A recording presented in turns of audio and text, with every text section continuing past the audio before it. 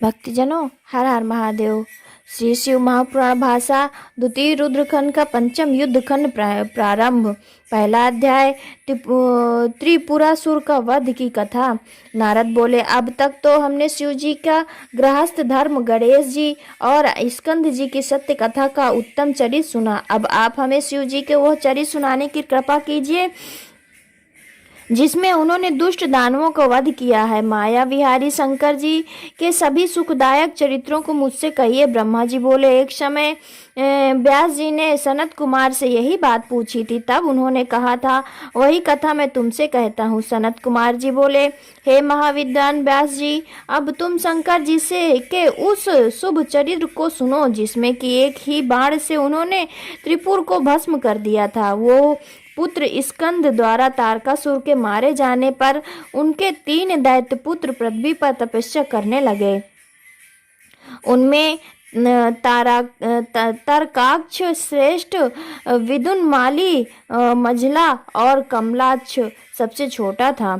ये तीनों समान बली, जितेंद्रिय, बल तत्पर, संयमी, सत्यवादी, दृढ़चित्त, महावीर और देवद्रोही थे। ये इन तीनों ने अपने समस्त मनोरथ और भोगों को भोग कर ब्रह्मा जी को प्रसन्न करने के लिए सुमेरु पर्वत की गुफा में जाकर बड़ा ही अद्भुत तप किया। तप करते करते उन्होंने अपनी देह को सुखा डाला। वे 100 वर्ष तक एक पांव से पृथ्वी पर खड़े होकर तप कर रहे थे।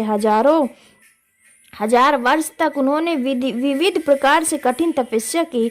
तब उनको इस प्रकार तप करते देख ब्रह्मा जी प्रसन्न हो उन्हें वहां वर देने आए। और ब्रह्मा जी ने कहा, हे महादैत्यों, मैं तुम पर प्रसन्न हूँ, जो इच्छा हो मांगो।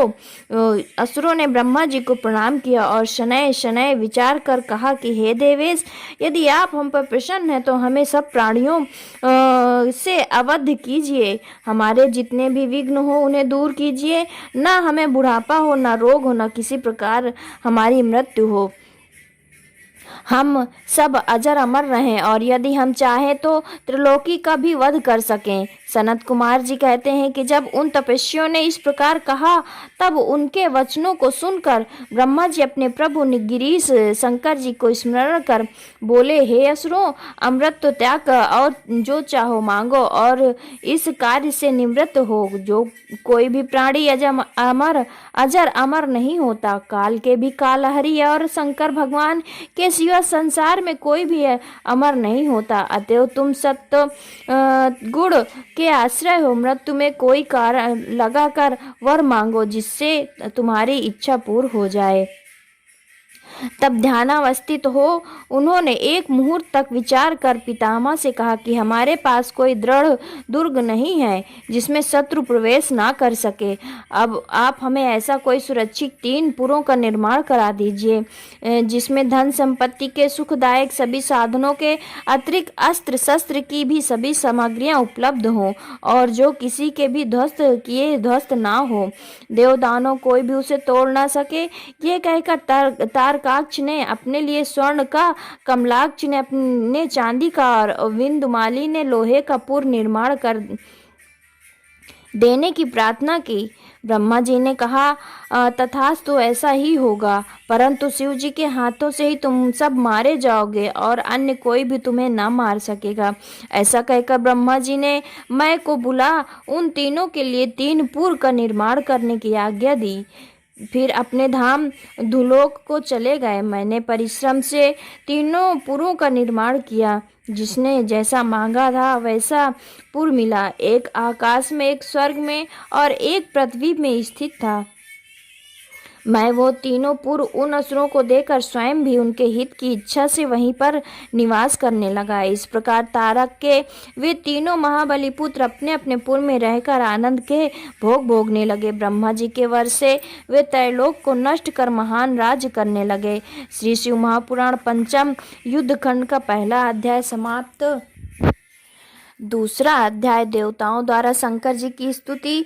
व्यास जी बोले, हे वक्ताओं में श्रेष्ठ ब्रह्मा जी के पुत्र, फिर क्या हुआ और देवता कैसे सुखी हुए, ये मुझे सुनाइए। ब्रह्मा जी बोले, बुद्धिमान व्यास के इस वचन को सुनकर शिव जी के चरण कमलों का ध्यान कर सनत कुमार जी ने कहा, तब इस प्रकार त्रिपुरों के तेज से दग्ध हो इंद्रादि देवता दुखित हो ब्रह्मा जी के पास गए, अपना कष्ट कहा, उसके वध की प्रार्थना की। ब्रह्मा जी ने संतोष कर शिव जी के पास जाने की आज्ञा दी। उन्होंने बतलाया कि यदि शिव जी प्रसन्न हो जाएं तो कार्य हो सकता है।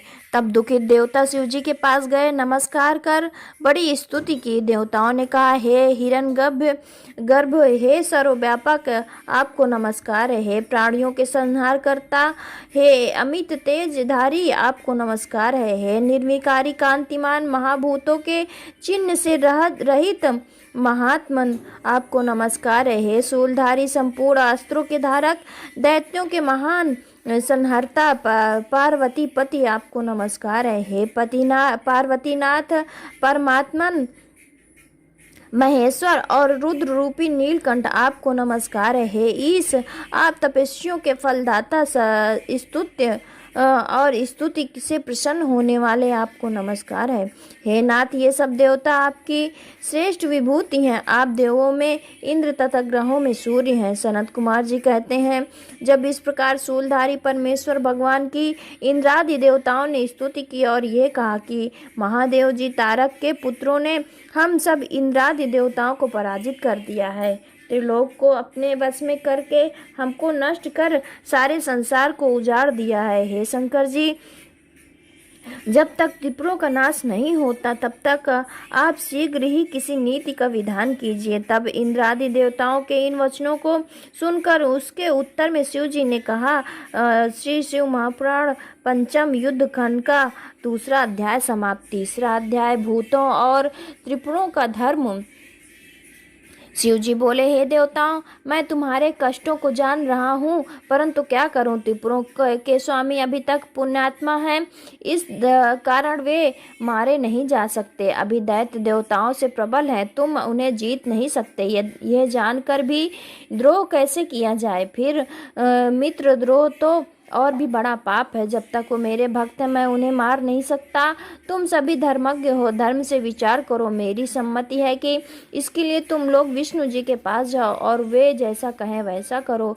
तब ये सुनकर इंद्रादि देवताओं ने पहले ब्रह्मा जी से कहा। ब्रह्मा जी अग्रणी बन उन्हें विष्णु जी के पास ले गए। विष्णु जी के पास पहुंचकर देवताओं को बड़ी प्रसन्नता हुई। उन्होंने अपने दुख का समस्त कारण शीघ्र ही विष्णु भगवान से निवेदन किया। विष्णु जी ने सब बात सुनकर कहा, यह सत्य है, जहाँ पर सनातन धर्म हो वहाँ दुख नहीं होना चाहिए। सूर्य के दिखने पर अंधकार नहीं रहता। देवताओं ने कहा, अब हम क्या करें, हमारा दुख कैसे दूर होगा, हमारी किस प्रकार स्थिति होगी और हम कैसे सुखी रहेंगे। त्रिपुरा के रहते तो धर्म नहीं रह सकता, जैसा भी हो और शीघ्र इसके वध का उपाय कीजिए, अन्यथा सब देवता काल में ही कालक वलित हो जाएंगे। तब देवताओं की इस प्रार्थना को सुनकर नारायण भगवान ने अपने मन में ये विचार किया कि मैं देवताओं का कार्य कैसे करूं, क्योंकि तारक के पुत्र तो शिव जी के भक्त हैं। सामर्थ विष्णु जी ने यज्ञों का स्मरण किया। उनके स्मरण करते ही यज्ञगण वहां तक्षण आ उपस्थित हुए। उन्होंने उन पुरुषोत्तम यज्ञपति विष्णु को नमस्कार कर प्रसन्नता प्राप्त की। तब उन्हें दिखाकर विष्णु जी ने इंद्रादि से कहा कि हे देवताओं, तीनों जगत की विभूति के लिए यज्ञ करो, यज्ञों से ही त्रिपुरा का विनाश होगा।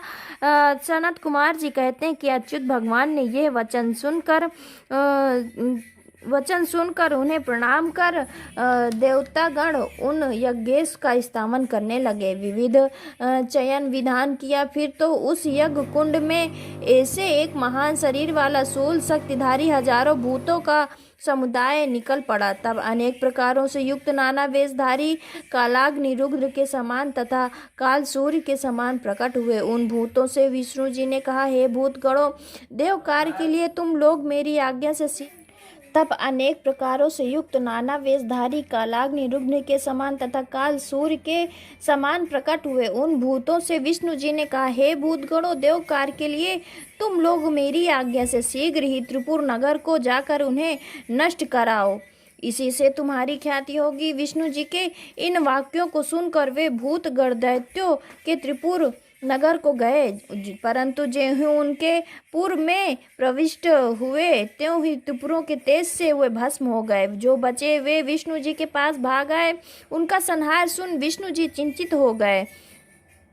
उन्होंने देखा कि इंद्रादि सभी देवता संतप्त हैं। वे विष्णु जी दैत्यों के पुरत्रय की जीत की चिंता में व्याप्त हो गए। उन्होंने कहा, कुछ भी हो, धर्मात्माओं का नाश नहीं हो सकता। अभी त्रिपुर धर्मात्मा है, उन्हें कौन मार सकता है। शिव का पूजक तो कैसा भी पापी हो, पापों से मुक्त हो जाता है। अतएव जब तक रुद्र की पूजा न होगी तब तक कामनाओं की पूर्ति नहीं हो सकती। लिंग पूजन से तो मोक्ष भी प्राप्त हो जाता है। वेद धर्म और शिव पूजन, ये दोनों नित्य कर्म जब तक हैं तब तक त्रिपुरों का नाश नहीं हो सकता। वो विचार कर विष्णु जी ने उन तीनों असुरों के वेद धर्म और शिवार्चन का विनाश करना ही उचित समझा। उन्होंने देवताओं से कहा कि आप लोग मेरे अपने घर जाइए, मैं यथासाध्य आपकी सहायता करूंगा।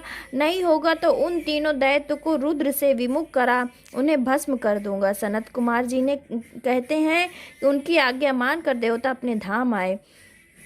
विष्णु जी उनके हित का विधान करने लगे। उसी सर्व पापनाशक वृतांत को मैं तुम्हें सुनाता हूँ। श्री शिव महापुराण पंचम युद्ध खंड का 3रा अध्याय समाप्त। भक्तजनों, हर हर महादेव, हर हर महादेव।